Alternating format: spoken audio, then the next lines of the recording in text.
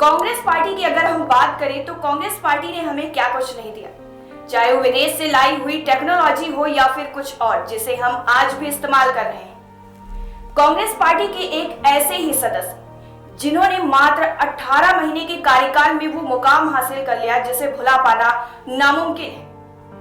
आज हम बात करेंगे भारत के दूसरे प्रधानमंत्री लाल बहादुर शास्त्री जी के बारे में, जो उस वक्त जितने लोकप्रिय थे आज भी उतने ही ज्यादा हैं और उम्मीद है कि फ्यूचर में भी उतने ही ज्यादा रहेंगे। इसी विषय पर चर्चा करने के लिए एक बार फिर से हमारे स्टूडियो में हमारे साथ मौजूद हैं कांग्रेस के कार्यकर्ता विनय सिंह जी।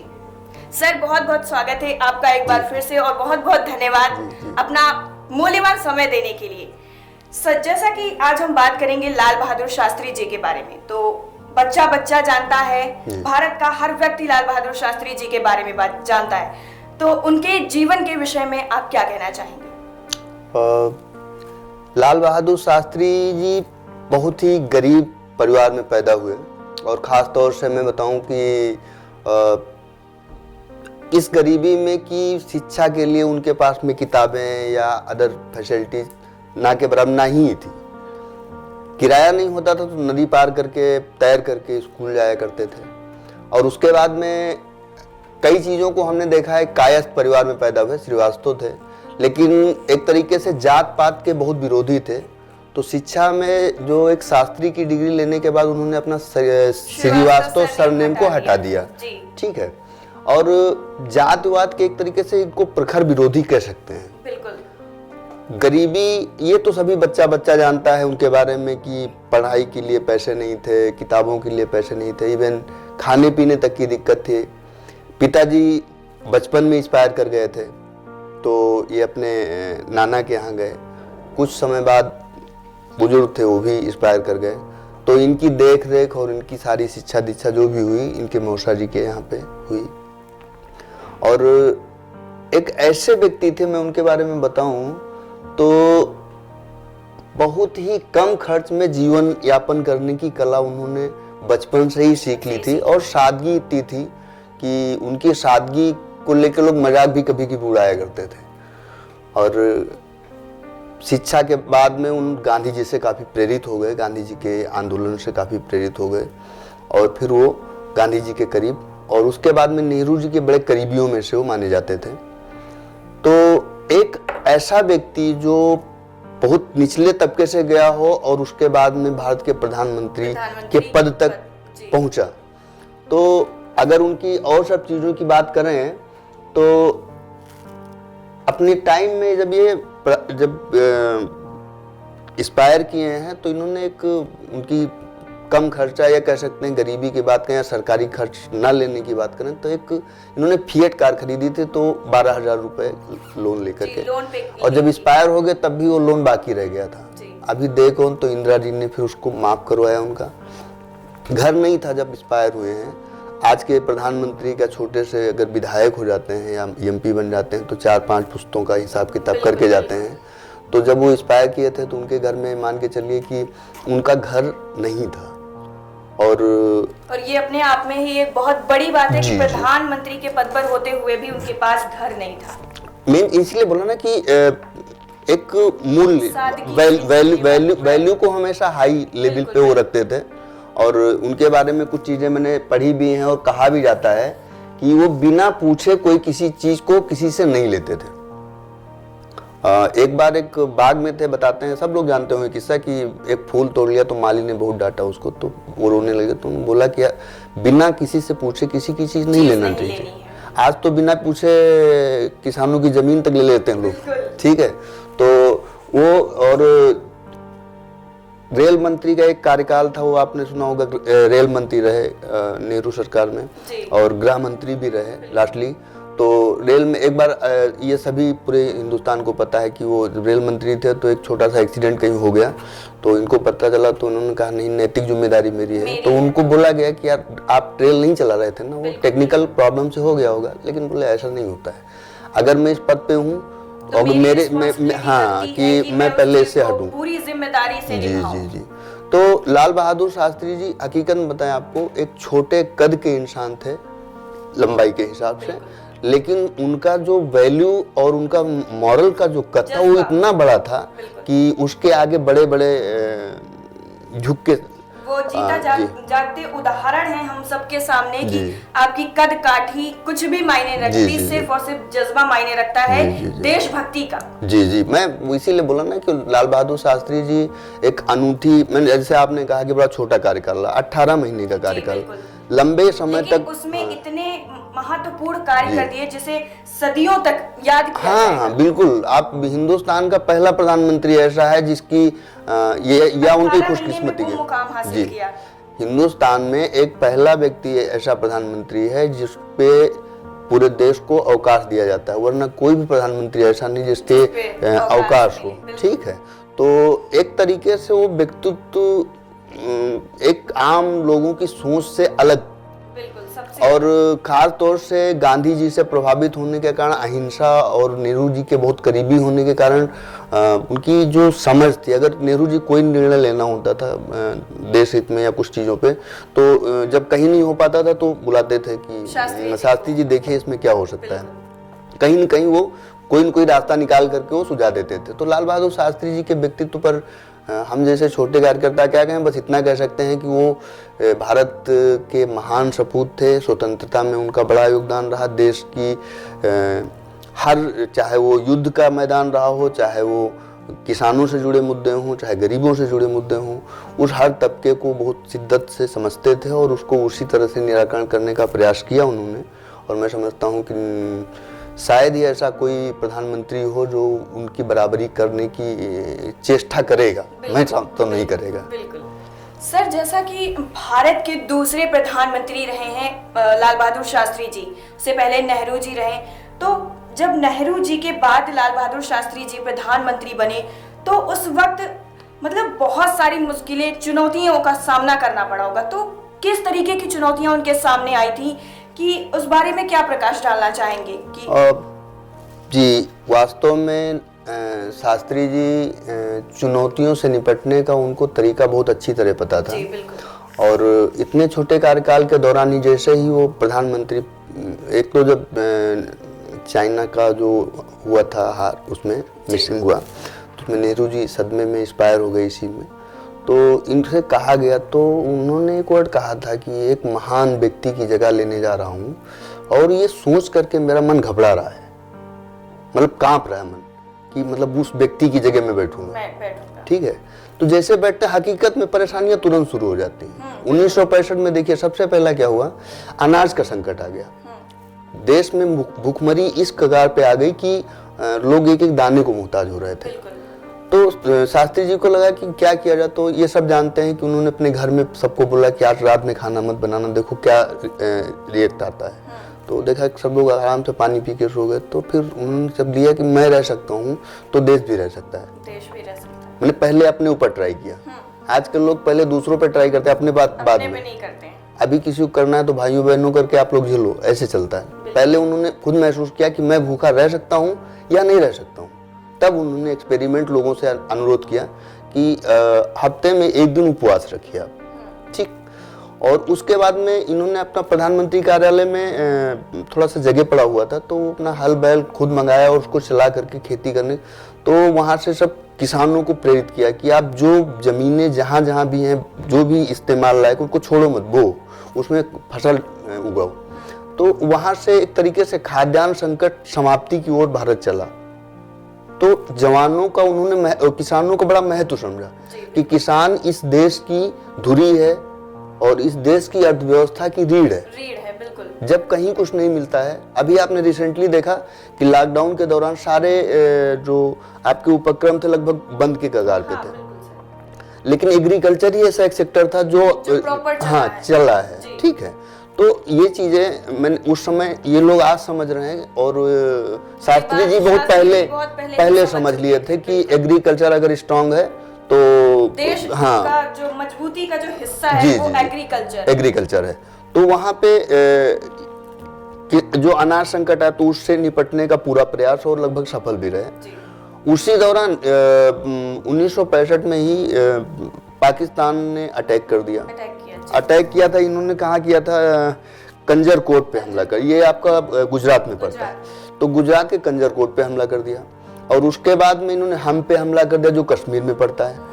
अब कश्मीर ऐसी जगह से अटैक था कि उस समय अभी अभी चाइना से लड़ करके सैनिक ये हतोत्साहित भी थे, मन में वो था कि कहीं ऐसा ना हो दोबारा ऐसा कुछ हो जाए।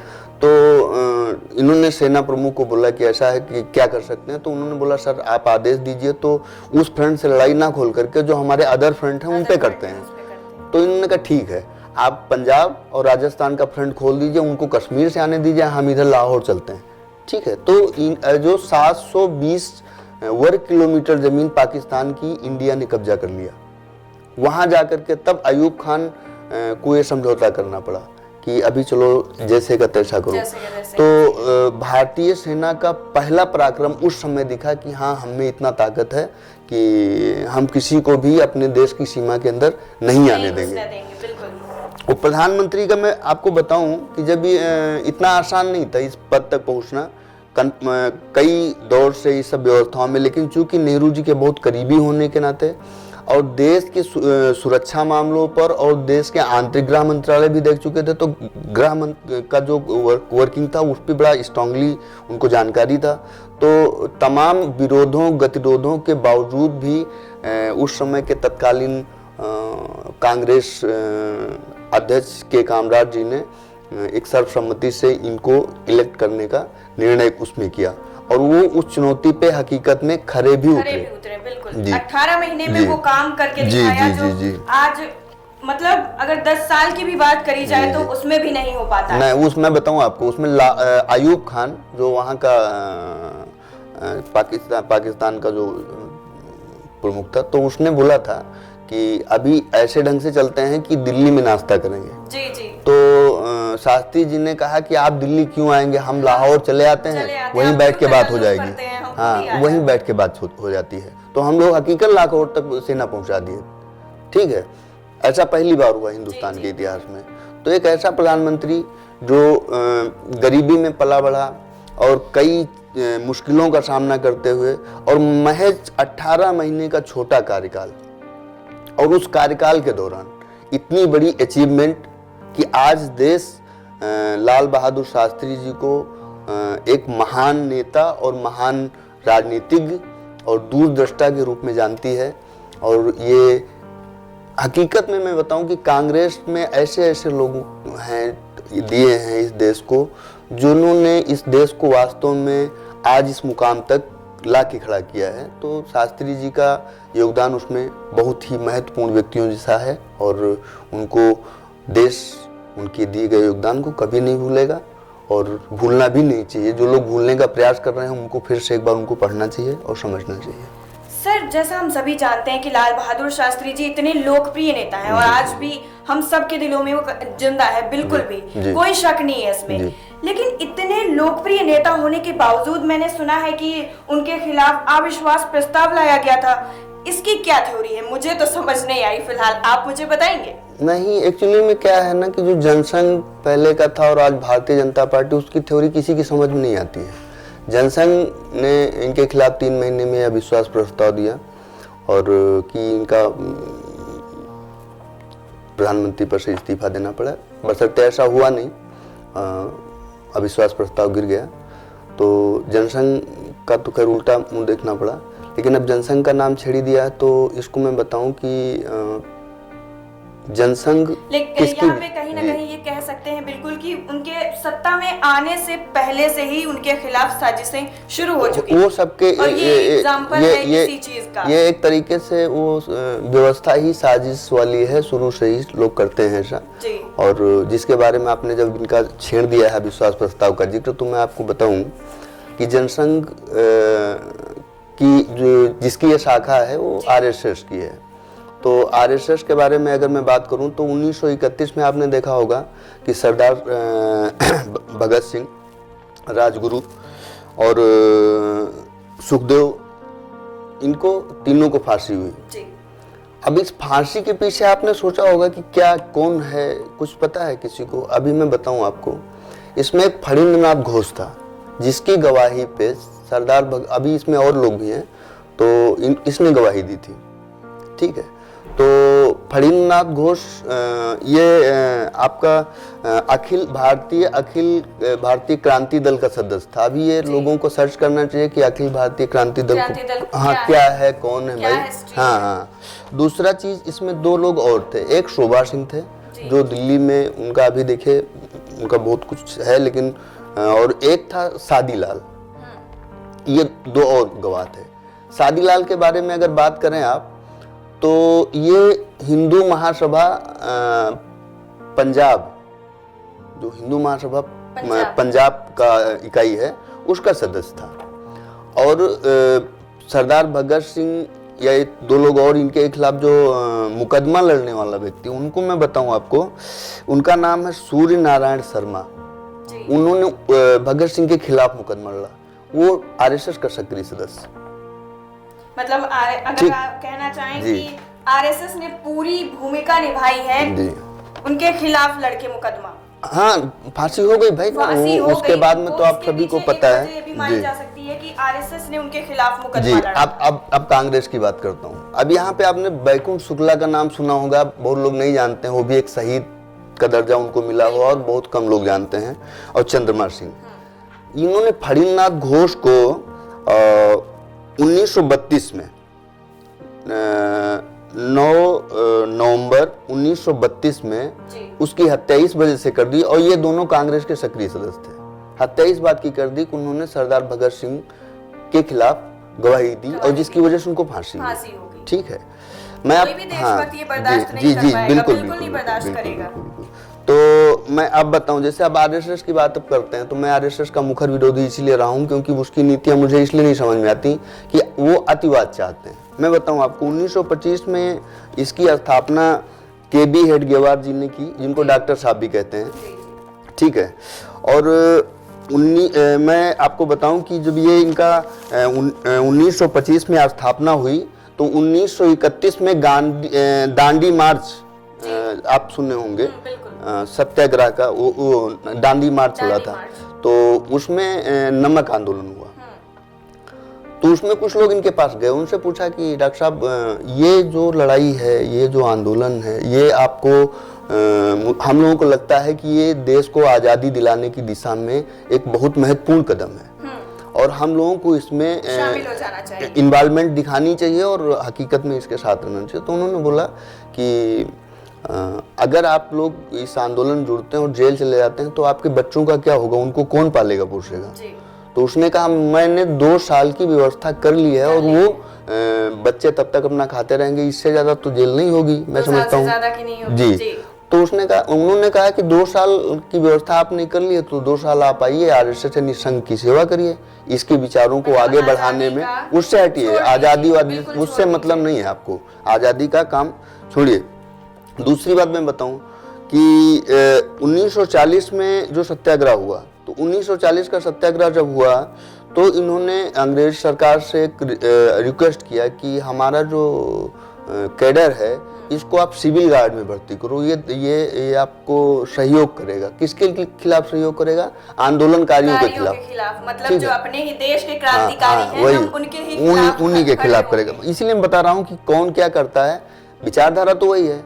आप थोड़ा सा साफ हो जाता है कि अगर हम अपने देश के साथ नहीं हैं, हम अंग्रेजों के साथ मिलके उनके कमांडो बनके अपने ही क्रांतिकारियों को मारेंगे और उनके खिलाफ रहेंगे। हाँ, मैं बता तो रहा हूँ। अभी और देखिएगा आप, 1942 में गोलवलकर जी ने कहा था कि कार्यकर्ता इतने डिप्रेस्ड हो गए, उनको लग रहा है कि गोलवलकर जी इनके संघ के मेन, उनके हेडक्वार्टर के बाद में जो है वो यही मेन थे। उन्होंने कहा कि 1942 में कार्यकर्ताओं को ऐसे लगा कि मतलब हम लोग गलत जगह जुड़े हुए हैं, ना देश के काम आ रहे हैं, ना किसी काम आ रहे हैं, है ना। तो उस तरह से वो बड़ा डिप्रेस्ड हो गए थे। मैं आपको बताऊं कि एक इसका है वो 1925 भारत छोड़ो आंदोलन के लगभग 1.5 साल बाद बॉम्बे का एक जो ब्रिटिश गवर्नमेंट थी, तो उनका हर स्टेट का अपना, तो बॉम्बे का जो ब्रिटिश गवर्नमेंट था उसने एक लिखा है लेख में कि उस दौरान 1942 के दौरान अंग्रेज जो आरएसएस है, निसंग है, इसकी जो रोल है वो बड़ा संयमित और अनुशासित रहा है, और इन्होंने इस तरह के किसी उपद्रव का हिस्सा नहीं बने हैं। ठीक है, और हमको पूरा सपोर्ट किया। ये उनका जो है मतलब अंग्रेजों ने खुद तारीफ की है आरएसएस कि इन्होंने हमारा पूरा सपोर्ट किया है। मतलब अंग्रेजों के साथ थे और अपने ही देश के क्रांतिकारियों के विरुद्ध थे। इससे बिल्कुल साफ हो जाता है कि क्या भूमिका रही है आरएसएस। मैं बताऊं आपको कि 1942 में गोलवलकर जी ने जब बताया नहीं कि उन्होंने बोला कि उन कार्यकर्ता डिप्रेस होने लगे। चलिए वो भी छोड़िए, मैं आपको एक चीज और बताऊं। जब देश आजाद हुआ तो आप जब तिरंगे की बात करते हैं तो इनका एक मुखपत्र, जैसे आपने देखा होगा कि शिवसेना का एक मुखपत्र है सामना, तो इनका भी एक मुखपत्र है द ऑर्गेनाइजर। तो उसमें दिया कि हिंदू कभी इस तिरंगे का सम्मान नहीं करेंगे या स्वीकार नहीं करेंगे। और दशकों तक इनके कार्यालय पे तिरंगा फहराया ही नहीं गया। मतलब जो आरएसएस आज खुद को देशभक्त सब कुछ समझिए और उसी ने दशकों तक तिरंगे को स्वीकार तक नहीं किया था और ना ही तिरंगा फहराया था, जिसमें आज दावे किए जाते हैं देशभक्त होने के। हाँ, अब मैं इसको थोड़ा और दूसरे तरीके से बताता हूँ। जैसे कि गांधी जी का क्या है, गांधी जी किस विचारधारा से थे? अहिंसावादी विचारधारा। अहिंसा की विचारधारा गांधी जी की नहीं थी, भगवान बुद्ध की थी। भगवान गौतम बुद्ध सबसे पहले अहिंसा को इस रूप में सामने रखा कि आपका सबसे बड़ा हथियार है, और बड़े बड़े जो उस पीरियड के डाकू हुआ करते थे उनके सामने सरेंडर कर जाते थे, वो अहिंसा के मार्ग चलते थे। तो गांधी जी ने उन्हीं का रास्ता अपनाया। आपने सम्राट अशोक का नाम सुना होगा, जिसका चक्र आज भी आपके तिरंगे में है बीच में, ठीक है। वो बुद्ध से प्रभावित होकर के उसने जो उसके अंदर क्रूरता थी उसको खत्म करके और बुद्ध के रास्ते पे, अहिंसा के रास्ते पे चला। तो जो अहिंसा के रास्ते पे चलने, अब देखिए कांग्रेस क्या है आज की मैं बताऊं, कांग्रेस और बीजेपी में मूलतः फर्क क्या है, चाहे आजादी से पहले से देखिए इसको। अभी इन्होंने कुछ चीजों पे दिया, उसको मैं बाद में बताऊंगा।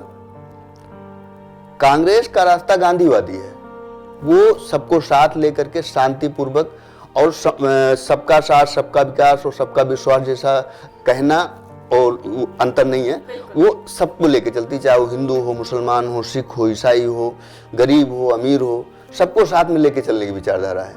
लेकिन इनकी विचारधारा क्या है? इनकी विचारधारा है उग्रवादी, उग्र टाइप की, मतलब जैसे मतलब ये गोडसे वाली हिंसा, हिंसा का जो है अब देखिए, हाँ, इसका जन्म ही आप देखो गांधी जी की जो विचारधारा गांधी जी की हत्या नहीं अहिंसा को मार सकती है, तो वो कैसी विचारधारा होगी।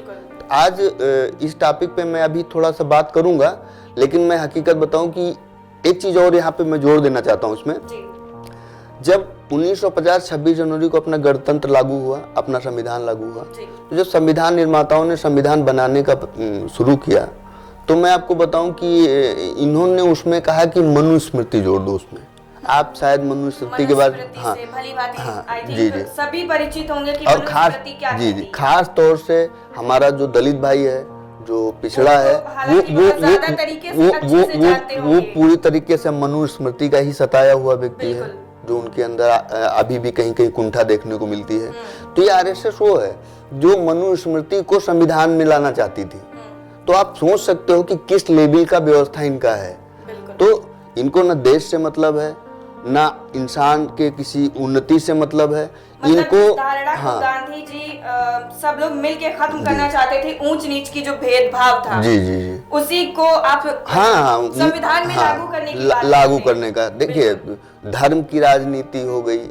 अभी तो खैर जाति की राजनीति सबको गले लगा रहे हैं, पहले क्या किए थे वो तो नहीं पता है। पता नहीं अंबेडकर जी के साथ में आरएसएस का कोई कार्यकर्ता चाय पिया है कि नहीं पिया है, ठीक है। लेकिन अब तो सब साथ में आ रहे हैं, वो कहने के लिए है, ठीक है। वो ऑटो वाला मामला है, वो चलता रहता है।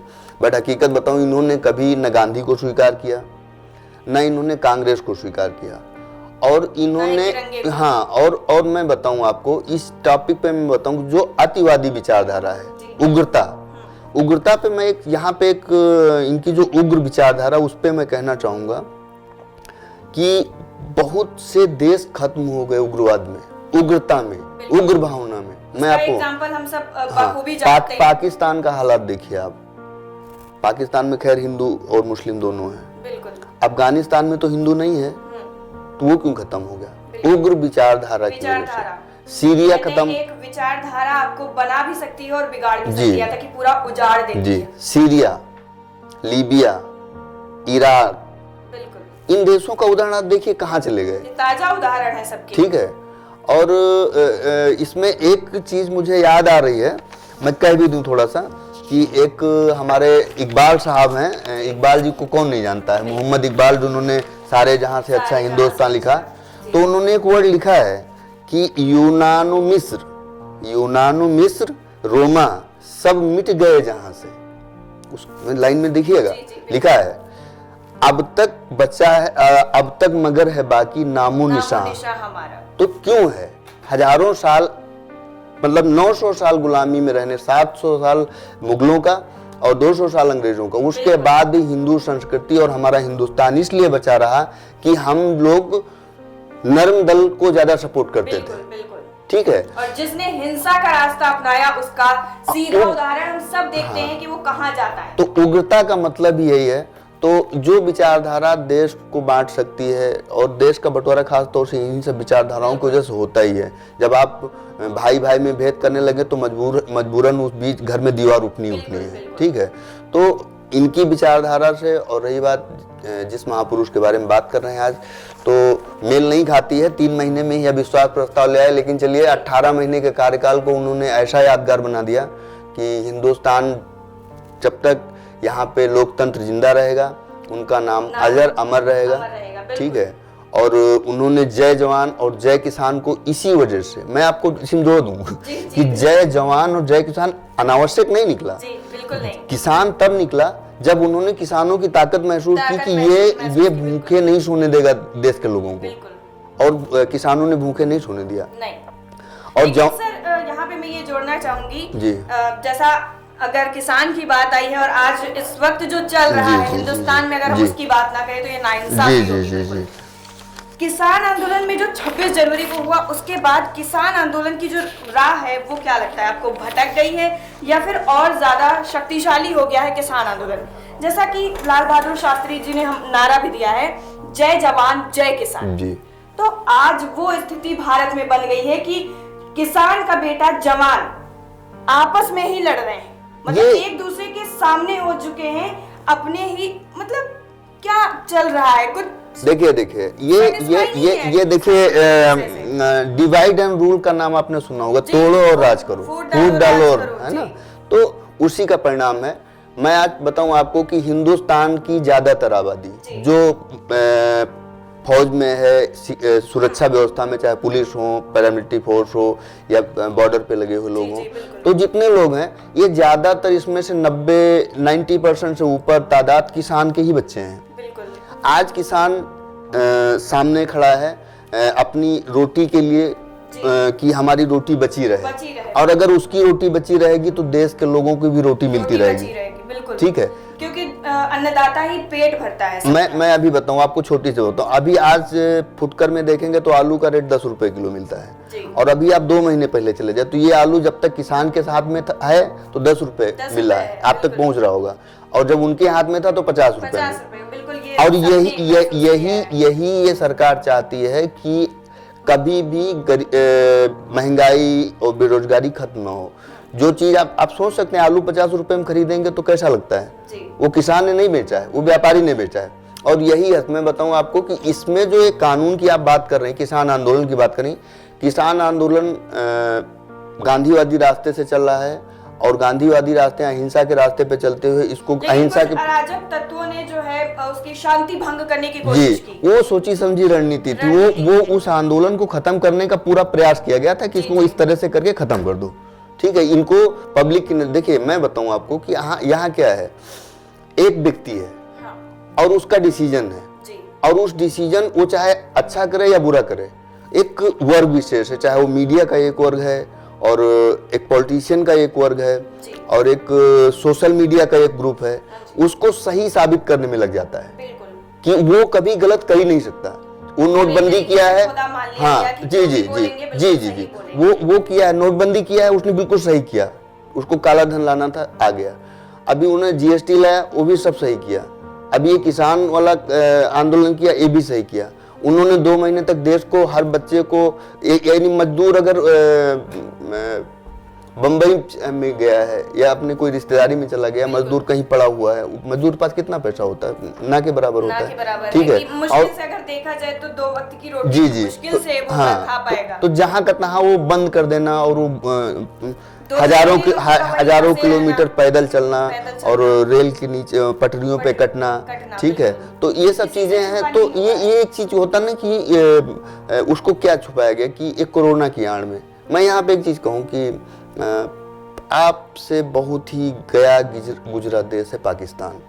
उन्होंने लॉकडाउन नहीं किया, डेथ रेट भी नहीं है वहाँ, कुछ नहीं है, ना कुछ मरा, कुछ नहीं है। मतलब मान चलो वहाँ पे आप ये नहीं कह सकते 10,000 आदमी कोरोना से मरा, लॉकडाउन भी नहीं किया। उनकी अर्थव्यवस्था पहले से ही चौपट है। और आपने इस लॉकडाउन के बाद में, मैं आपको बताऊं कि आपकी अर्थव्यवस्था बांग्लादेश की ग्रोथ रेट से भी नीचे चली गई है। बिल्कुल, किसी ठीक है, अब वो कोरोना, मैं तो लोग कोरोना से कहते तो भाई लॉकडाउन कर दिया और सब कुछ बंद। इन्होंने कहा मैं वो जनधन खाते में 500 रुपए भेज दिए हैं, तो हमें नहीं समझ में आया, जिस घर में 2-4 लोग हैं तो 500 रुपए में कितना दिन चला हुआ होगा। ये तो कहिए मारा मारी ये थी कि अगर 500 रुपए में आप लेने जाते तो मुश्किल से आटा या दाल चावल कुछ मिल पाता। जी जी, मैं बताऊं आपको, ये तो मानिए इस देश के बहुत से ऐसे संगठन, बहुत से ऐसे लोग जो लोगों की मदद के लिए आ गए, वो अपना खाना बना के दे रहे हैं, बना के दे रहे हैं। ये हमारे देश की अच्छी परंपरा है, स्वस्थ परंपरा है कि कोई फंसा हुआ है तो मदद की जाए। लेकिन सरकारी स्तर सरकारी स्तर से पूछा जाए तो लगभग देश की 20 से 30% आबादी अगर गलती से रोड पे गई होगी तो उसको लाठी डंडे खाने पड़े होंगे। निर्दोष थे ना। ठीक है, तो मैं बताऊं कि कोई एक व्यक्ति कुछ भी करेगा वो सही करेगा, वो गलत नहीं कर सकता।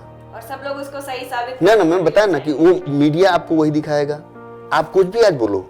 अभी मैं बताऊं आपको, कल परसों की बात है, ये आपने देखा होगा कि क्रिकेटर इरफान पठान है। जी जी।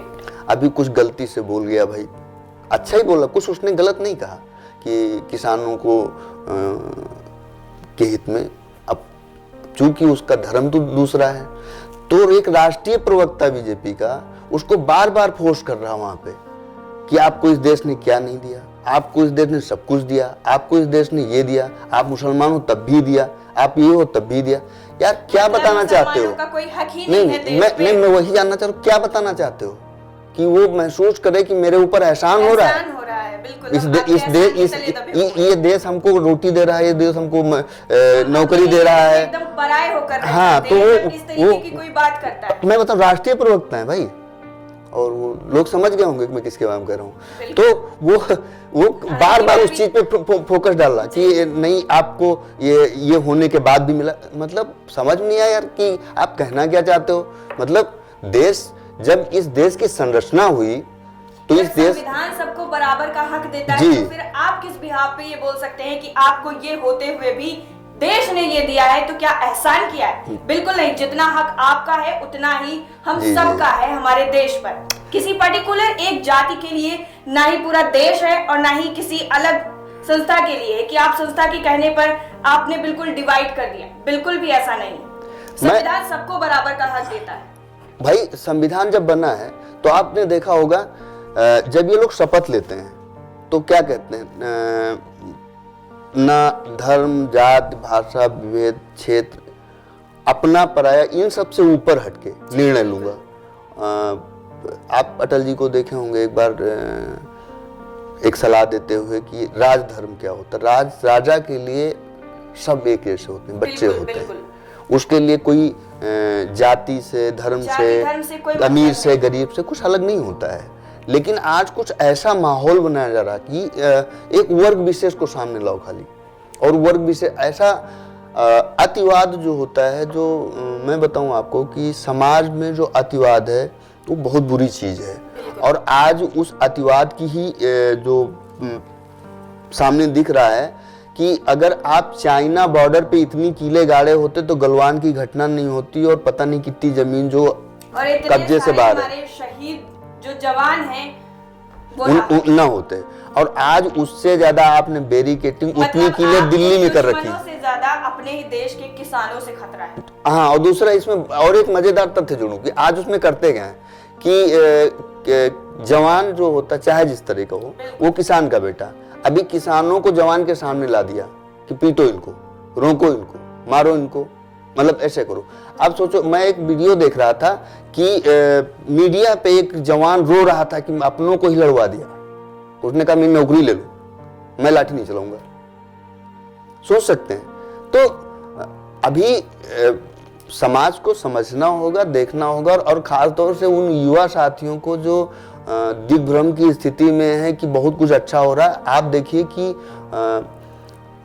इनका जो फॉरेन पॉलिसी पे बात करें, फॉरेन पॉलिसी पे हम आपको बताएं कि मीडिया में देखिए तो सब कुछ बड़ा अच्छा अच्छा दिखता है कि एक क्या होता है, फेमस होने का एक रेटिंग होता है, ठीक है, तो उसमें टॉप पे हैं या दूसरे नंबर पे हैं, पहले नंबर पे हैं। अमेरिका जाते हैं तो बड़ा सा इवेंट होता है, यहाँ वो आते तो इवेंट होता है, या कहीं अलग भी जाते हैं बड़ा जल्दी से।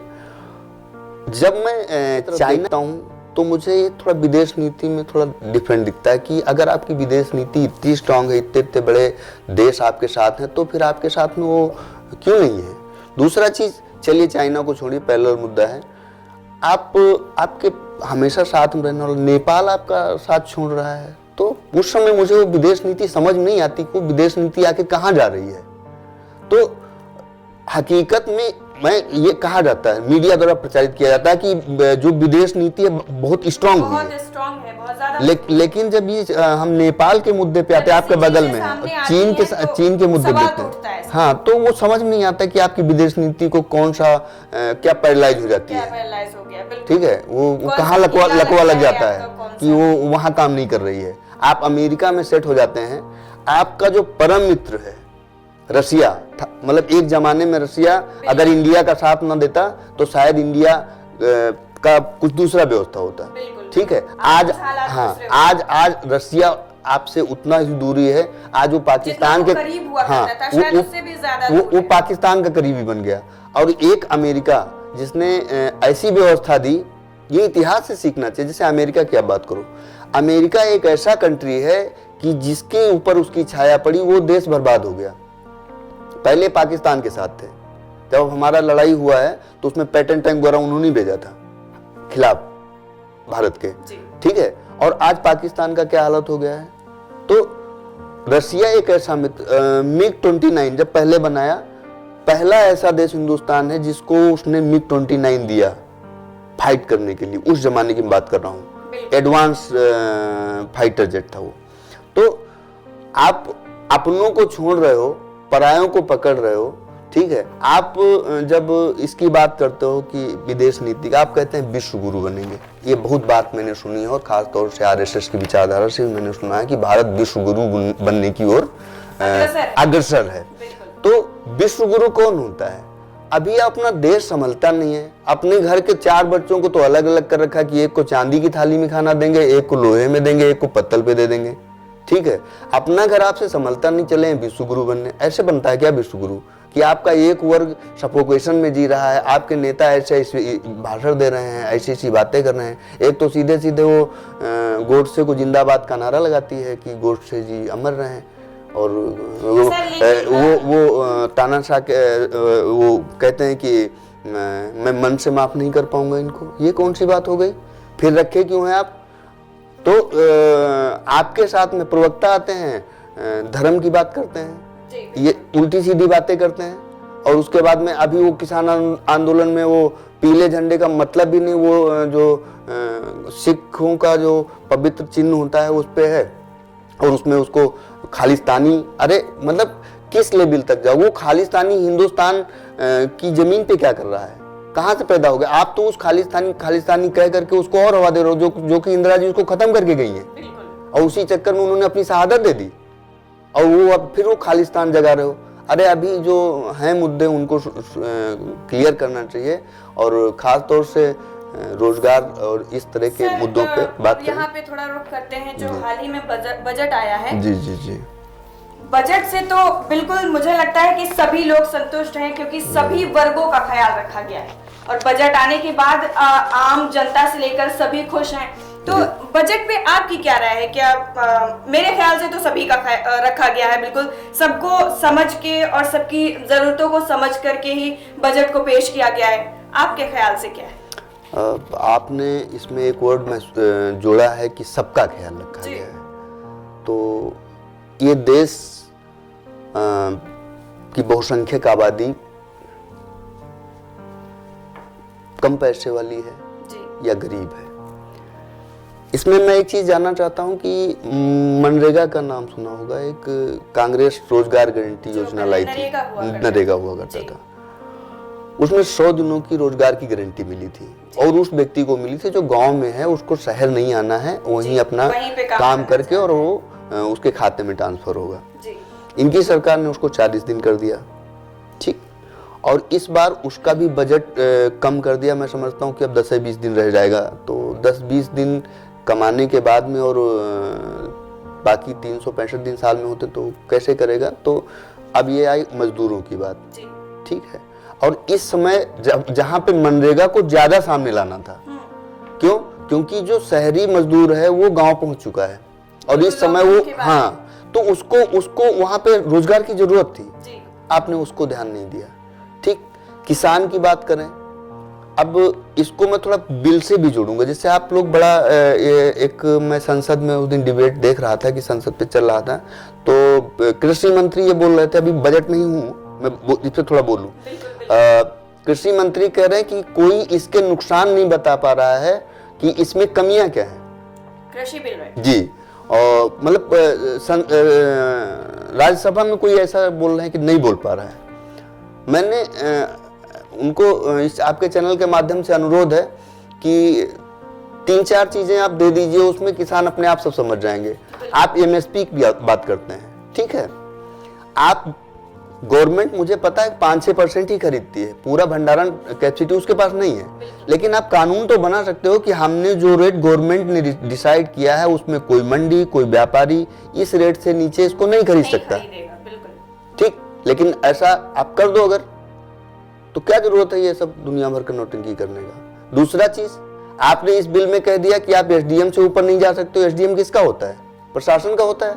आप बोलो इसमें आप कोर्ट में जा सकते हो, लोअर कोर्ट से लेकर सुप्रीम कोर्ट तक लड़ सकते हो। कर दी गई है कि आप इससे ऊपर नहीं जा सकते, मतलब उसका पावर ही नहीं है। एसडीएम जानते हैं किसके अंडर में होता है, ठीक है। तो आप बताओ, जब किसान कोर्ट में जाने को उसको परमिशन दे दीजिए, कोई वाद विवाद होता है कोर्ट में जा सकता है, ठीक है। दूसरा चीज, आप कॉन्ट्रैक्ट फार्मिंग की बात करें, दीजिए, कोई दिक्कत नहीं है। लेकिन उद्योगपति चाहे जियो जैसा कोई ऑफर लेके आए, ये लिखित आश्वासन दे दीजिए कि किसी भी कीमत पर किसान की जमीन नहीं खरीद सकता है, दे दीजिए। अगर वो अपनी मर्जी से देता है फिर अलग बात है। मर्जी कैसी मर्जी, कैसी मर्जी की बात आप कर रही है। जब कॉन्ट्रैक्ट में आ जाएगा आदमी, तो होता नहीं, आपने देखा होगा कि जब सीजन खत्म होने लगता है तो कहते हैं अभी जो गर्मी का सीजन थोड़ा आने वाला है ना, तो अभी देखो एक जैकेट पे एक जैकेट फ्री वाला ऑफर आ रहा होगा, देख रहे होंगे। तो उसी तरीके से जब वो पूंजीपति आ जाएगा, तो उसको जब जमीन लेना होगा तो तमाम ऑफर रखेगा कि अभी आप अपना फसल भी ले लो जितना लेना है, और अगर आपको जरूरत पड़े तो पैसा भी ले लो। अगर वो पैसा ले लिया तो बिना ब्याज का ले लो। अब वो सोचेगा हाँ भैया यहाँ तो फ्री मिल रहा है, चलो भाई बच्चे पढ़ाई कराना, ये कराना, वो कराना, ले लो। अब 50,000 ले लिया, अगले बार फिर कोई ऑफर 1 लाख ले लिया। अब उसको पता है बिना ब्याज का है, दे नहीं पा रहा है। एक समय सीमा खत्म हुई, जब पहुंचा वहां पे तो रजिस्ट्री की पेपर रखे, भैया इतना पैसा आप ले चुके हैं, एज पर सर्किल रिलेटेड जमीन हमारी हो गई, सिग्नेचर कर दीजिए। ना आपका अनाज रह गया, ना ऑफर रह गया, ना आपकी जमीन रह गई, ठीक है। तो हमसे पूछो ना कि क्या होने वाला है। अगर ये बिल लागू हो गया तो मैं वादे के साथ कहता हूं कि अगले 15 सालों में 70% किसानों के पास से जमीन चली जाएगी। इसमें दो राय नहीं। क्यों चली जाएगी? उसमें सरकार नहीं चाहती चली जाए, लेकिन वो कंपनियां चाहेंगी कि हम इस तरीके के ऑफर लाएं, जो एजेंडा है, हाँ, ऐसे ऑफर लाएं कि धीरे धीरे वो चंगुल में फंसा करके और वो एसडीएम से ऊपर नहीं जाएगा। तो एसडीएम जानते हैं किसकी बात सुनेगा? पूंजीपति की बात सुनेगा, किसान बात सुनेगा। ठीक है, तो हाँ अभी आगे किसान का, तो इसमें हित देख ही लिया। मनरेगा के बजट में कमी की, और जो आपका डीजल और पेट्रोल इस पे सेस लगा दिया। अभी बताया गया है कि सेस का नुकसान नहीं होगा, ये सब नहीं होगा, लेकिन हकीकत में बताइए जो वो बढ़ा है डीजल पेट्रोल पे तो 100 रुपए के ऊपर जाएगा। कौन खरीदेगा इसको? गरीब आदमी आज जो स्थिति में नहीं है तो उसको खरीदना पड़ेगा ना। तो मैं आपको बताऊं कि ये बजट के बारे में ना तो ये किसान के हित में है, ना मजदूर के हित में है। मध्यम वर्ग जो आपको टैक्स पेयर है उसको आपने कुछ दिया नहीं एक पैसे का। आप खाली ऊंची ऊंची बातें करें। मैं बताऊं, हाँ ये फायदे का बजट है। किसके लिए है? वो जो 1% आबादी अपर कास्ट है, मतलब जो 99% लोगों को इग्नोर करके आप 1% का फायदा हाँ दे रहे हैं। उनको आपने और ऊंचा करना है, और इसलिए उसको दिखाना है कि ये जब हम इनको और बड़ा करेंगे तो लोगों को रोजगार देंगे। आप जानते हैं कि रोजगार का हालत क्या है? आप जाइए पूंजीपतियों से पूछिए, कॉल सेंटर पे बैठे हुए उन बच्चों से पूछिए जो 7-8 हजार रुपए में 12 घंटे तक, 8 घंटे तक, 9 घंटे तक खड़े खड़े फोन अटेंड करते हैं, और उनसे पूछिए कि उनकी पढ़ाई पे उनके माँ बाप ने कितना खर्चा किया है। और वही उन्हीं में से ऐसे ऐसे बच्चे हैं जो इतना आक्रामक बना दिया है इस व्यवस्था ने, या जो दोनों मिली जुली पैरेलल चलती है, एक संगठन और सरकार, इन्होंने ऐसा बना दिया है कि आपको मैं बता दूं 10 से 15% युवा ऐसा है जिनको शाम को 2 समोसे के लिए दिन भर कपड़ा पहन करके तिलक लगा के गाड़ियों पे पीछे पीछे घूमता है। और वो जब शाम को जाता तो अगर वो काम करता होता तो शाम को जाता तो 100 रुपए घर ले जाता तो माँ बाप के लिए, और वो दिन भर धूल फांकता है और खाली जो है पीछे पीछे मतलब उग्रता कि हम धर्म के रक्षक हैं, धर्म के ठेकेदार हैं। अभी कुछ चीज़ों में आपने पिछली बार देखा होगा कि एनआरसी और ये सब मुद्दे आए थे दुनिया भर के, तो एक जैसे होता नहीं कि मैं यहाँ पे बैठा हूँ तो जैसे आय प्रमाण पत्र तो बनता नहीं, आपने देखा है, तो आप उस फला अधिकारी पास जाते हो तो बताता है हाँ ये सत्यापित करता हूँ कि ये इनकी इतनी आय है या इनकी ये जाति है, ये सत्यापित करता है। तो वैसे अभी इनसे सब व्यवस्था, इनके पास में एक मोहर है बड़ी सी, तो आप इनके पास जाइए कि देखिए भाई मैं हिंदू हूँ कि नहीं हूँ, तो जांचेंगे, पैरामीटर पे परखेंगे, फिर मोहर लगा के वो देंगे आपको एक पेपर कि हाँ आप किसी को दिखाइए आप बिल्कुल 100% परफेक्ट हिंदू हैं। ठीक है, तो ये इन्होंने उसका धर्म का पूरा ठेका ले रखा है कि अगर मैं कुछ मेरे खिलाफ बोलोगे तो आप फला नहीं हो, आप हिंदू नहीं हो, आप फलाने हो। तो ये थोड़ा बजट का, फिर घूम के मैं वहीं आ जाता हूँ इस बजट पे। जी जी, बस थोड़ा सा रुख करते हैं हम ये कि एक जुमला है कांग्रेस मुक्त भारत। मतलब अभी हमने जैसा डिस्कशन किया कि शास्त्री जी के बारे में, कांग्रेस कैसी महान बहुत सारी हस्तियां हैं जिनके बारे में हम आगे भी बात करेंगे, लेकिन कांग्रेस मुक्त भारत मतलब क्या दिक्कत है कांग्रेस से? विदेश की नीति वो भी कांग्रेस की लाई हुई है, विदेश से जो टेक्नोलॉजी आई है उसको भी भारत में कांग्रेस ने ही लाया है, तो कांग्रेस मुक्त भारत ही क्यों? और मैं आपको बताऊं कि ये उस कांग्रेस से मुक्त होना चाहते हैं जिसके अध्यक्ष सुभाष चंद्र बोस जी रह चुके हैं, जिसको महात्मा गांधी ने सींचा है, जिसको पंडित जवाहरलाल नेहरू जी ने सींचा है, महामना मदन मोहन मालवीय जी ने जिसको सींचा है, जिसको सरदार पटेल ने सींचा है। ये उस कांग्रेस को खत्म करने की बात करते हैं। क्यों करना चाहते हैं ना? क्योंकि कांग्रेस की विचारधारा शांतिवादी और सबको साथ में लेके चलना है, और इनकी जो विचारधारा है वो गोडसे वाली है। तो अब ये चाहते हैं कि अगर वो शांति वाले रहेंगे तो हमको तो दिक्कत होगी। पहले होता ना, कांग्रेस ने क्या कहा कि अंग्रेजों भारत छोड़ो, अंग्रेजों भारत छोड़ो। तो अब इनका मतलब है कि कांग्रेस मुक्त रहे, भारत तो नहीं छोड़ सकते क्योंकि भाई हम लोग भारतीय हैं, रहेंगे तो यही। तो इनका मुक्त का मतलब कि कांग्रेस, ये कांग्रेस से मुक्ति नहीं चाहते, ये उस विचारधारा से मुक्ति, वो चाहते हैं कि हम एक लड़के को बड़ा करेंगे, बाकी लोगों को भूखा मारेंगे। अभी कांग्रेस स्टार्टिंग से मैं बताऊं यहाँ पे कि कोई भी चीज देखो इन्होंने टोटल वही काम कर रहे हैं। इनको अपना तो खुद भी नहीं पता कि कैसे कैसे क्या व्यवस्था करनी होती है। उग्रता फैलाना, कांग्रेस मुक्त, मैं बताऊं इस देश की बात अगर, तो एक शायर थे इकबाल साहब, तो उन्होंने बड़े, उसको पढ़ लेना चाहिए, तो उसमें उन्होंने कहा था कि कुछ बात है कि हस्ती मिटती नहीं हमारी, कुछ बात है कि हस्ती मिटती नहीं हमारी, सदियों रहा है दुश्मन दौरे जहां हमारा। तो ये कांग्रेस शुरुआत से ही अंग्रेजों का विरोध सहना पड़ा, उससे जीते हम लोग, आजाद कराए। अभी एक विचारधारा से भी लड़ना है, अभी इस देश के युवाओं को तय करना है, देश के हिंदू मुसलमान सिख ईसाई भाइयों को तय करना है, देश के गरीब और मजदूर किसानों को तय करना है कि हम प्रगति शांति की राह पे चलना चाहते हैं कि इस उग्र विचारधारा के साथ चलना चाहते हैं जो गोडसे को अपना आदर्श मानती है और उनको व्यवस्था में लाना चाहती है, या वो गांधी की विचारधारा को मानते हैं या बुद्ध की विचारधारा को मानते हैं। ये सोचने का विषय है। और जहां एक चीज आपने सुना होगा, एक भाषा में कहा जाता, जहां सुमति तहां संपत्ति नाना। तो जहां पे सुमति है, सभी लोगों के मत मिल के कोई बना हुआ है। अभी क्या एक व्यक्ति के मत से देश चलता है, सुमति से नहीं चलता है। अभी मैं बताऊं कि जैसे मान लीजिए रात के 8 बजे कुछ भी बोलेंगे, इनके बगल में बैठे हुए व्यक्ति को नहीं मालूम है कि भाई साहब को क्या बोलना है, तो सुमति नहीं है, एक व्यक्ति की मति है।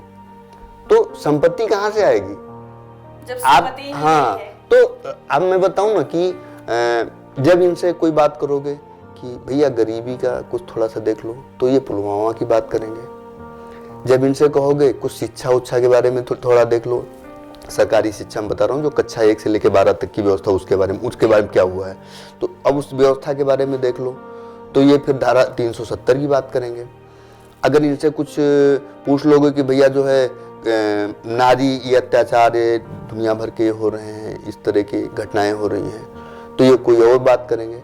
मतलब जैसे मैं आपको बताऊं कि हमको इकोनॉमिक्स पढ़ा हुआ हूँ, ठीक है, तो इकोनॉमिक्स का जानकारी है हमको, और हमको आप दे दीजिए इतिहास का काम, तो वही व्यवस्था इनका है कि हम पूछेंगे इकोनॉमिक्स के क्वेश्चन, ये इतिहास में जाके बताएंगे। तो इनका जो व्यवस्था इस तरह का है ना कि कांग्रेस मुक्त की जो बात आपने अभी छेड़ी है, मैं खैर अपने मुंह से नहीं कहूंगा, क्योंकि मैं बीजेपी मुक्त तो नहीं चाहता हूं, क्योंकि जब तक प्लस और माइनस नहीं रहेंगे तब तक बल्ब नहीं जलता है, ठीक है। तो ये हाँ, तो ये निगेटिव विचारधारा भी रहनी चाहिए, लेकिन ये इतनी दबी रहनी चाहिए कि पैरों के नीचे रहे, घुटनों के ऊपर ना आने पाए। ये विचारधारा इतना रहना चाहिए। ये दिमाग में आज युवाओं के दिमाग में घुस गई है और ये बहुत गलत दिशा में जा रहा है। हाँ, अब क्या है, आप फेसबुक देखते होंगे और व्हाट्सएप देखते होंगे, ट्विटर देखते होंगे, इंस्टाग्राम देखते होंगे, इन पे आप देखिए लड़के कैसे होता है कि किस तरह की मानसिकता वाले लोग आज क्या हो गया है लड़कों के नाम पे कुछ भी करने को तैयार हैं। हाँ, मैं बताऊं आपको क्या होता है ना, धर्म 2 तरीके के होते हैं। धर्म एक होता है जो धर्म होता है जी, जो सही तरीके से अपना दिखाता है कि आपको ये करना है, आपको ये करना है। एक धर्म होता है, देखो, एक आपने देखा इस्लाम में भी आपने देखा होगा कि एक ऐसा वर्ग है छोटा सा जो इतना कठोर है कि वो अपने आप को धर्म के लिए खत्म कर देना पसंद करता है, लेकिन नुकसान करेगा किसी न किसी का। भीड़ में जाएगा, अपने आप को उड़ा देगा, या जाएगा, उसको पता है मैं भीड़ में जाऊँ, फला जगह जाऊँ, मारा जाऊंगा, लेकिन उसको अपने मरने का टेंशन नहीं है, उसको नुकसान पहुंचाना किसी को। तो ये है उग्र धर्म, मतलब जैसे अतिवाद, मतलब किसी लेवल तक जाएंगे इसके लिए। और एक धर्म होता है कि एक वैसा भी व्यक्ति होता है जो 5 टाइम नमाज पढ़ता है, सब कुछ ठीक ठाक चलता है। धर्म की जो परिभाषा लोगों को दी जाती है, जिसके लिए लोग धर्म के नाम पे कुछ भी करने को मैं बताया ना, लिटरली मैं बताऊं, उस तरीके का मुझे नहीं लगता कि धर्म भी उनको ऐसा करने का आदेश देता है। पहले मैं बोला ना, मजहब नहीं सिखाता आपस में बैर रखना। हिंदू है वतन है हिंदुस्तान हमारा, ठीक है, बड़ी दूर की बात कह रहा हूँ। मजहब कोई ये नहीं सिखाता कि आपस में बैर रखो, लेकिन हमारी आपकी देखिए, ऐसा नहीं है कि ये जो विचारधारा है, कभी कभी क्या होता है ना, सूरज के सामने बादल आ जाते हैं, लेकिन उस रोशनी को परमानेंटली रोकने की ताकत उनमें नहीं होती, कुछ समय के लिए फिर वो छट जाता है। तो ये अचानक आ गया है, एक देश में ऐसा व्यवस्था बन गया है जो सफोकेशन हो रहा है। हाँ, वो बादल आ गया, सोचना शांति और भाईचारे के रास्ते में, सत्य के रास्ते पे ये झूठ ज्यादा दिन नहीं टिकता है। ये झूठ चिल्लाता ज्यादा है, काम कम करता है, चिल्लाता ज्यादा है, कुछ भी बोलेगा, मतलब ये हो गया वो हो गया। अगले बारे में जब मैं बात करूंगा तो इस विषय में बताऊंगा, लेकिन मैं चाहूंगा कि ये जो विचारधारा है इसको लोगों के दिमाग में ना घुस पाए, खासकर युवाओं को ये चीज़ युवाओं ज़्यादा समझने की जरूरत है कि ये हमारे दिमाग पे हावी। मैं एक छोटा सा यही इस चीज को कह के खत्म भी करता हूँ। भाई आज युवा, जैसे मान लीजिए आज की डेट में जो वर्तमान प्रधानमंत्री हैं उनका एज लगभग कुछ समय में 70 साल होने वाला होगा, ठीक। मैं मान लेता हूँ कि 100 साल जिएंगे, मान लेता हूँ, और 100 साल प्रधानमंत्री रहेंगे, ये भी मान लेता हूँ फॉर एग्जाम्पल। लेकिन उसके बाद जो युवा, कोई ना तो दूसरा देखेगा इस देश को। लेकिन जो आज का 25 साल 30 साल का युवा है, उसके अंदर जो ये जहर भर गया है, तो वहां तक पहुंच कर ना अपने बच्चों के लिए हो पा रहा है, ना माँ बाप के लिए हो पा रहा है, ना अपने लिए हो पा रहा है, ना देश के लिए हो पा रहा है। तो वो तो एक तरीके का जैसे होता नहीं चलता फिरता नमूना हो गया। तो ये जो अगले 10 साल या 5 साल बाद ये और पीढ़ी के लिए बहुत ज्यादा तो ना तो परिवार के काम आ सकेंगे, ना तो देश के काम आ सकेंगे, ना समाज के काम आ सकेंगे। तो मैं खाली अपने युवा साथियों से, मजदूरों से, किसानों से सिर्फ यही अपील करूंगा कि अपनी ये अमानत को संभाल कर रखिए, बच्चों को गलत रास्ते पे ले जाने से रोकिए और उनको देश की प्रगति का मार्ग बताइए, शांति और अहिंसा का मार्ग बताइए। क्योंकि उग्र स्वभाव और उग्र विचारधारा हमेशा नुकसानदेह है, ठीक है, और इससे बचना चाहिए। और ऐसे लोगों से भी दूरी बना के रखिए। धर्म जाति के नाम पे जो आपको लड़ाते हैं, नुकसान पहुंचाते हैं, वो अपना भला कर रहे हैं, आपका कोई भला नहीं कर रहे हैं। और इन्हीं चीज़ों के साथ मैं चाहूँगा कि बहुत बहुत धन्यवाद सर, बहुत बहुत शुक्रिया आपका इतना कीमती वक्त देने के लिए। तो आज हमने बात करी बहुत सारे मुद्दों पर, लाल बहादुर शास्त्री जी से लेकर के किसान आंदोलन, हर एक मुद्दे पर हमने बात करी।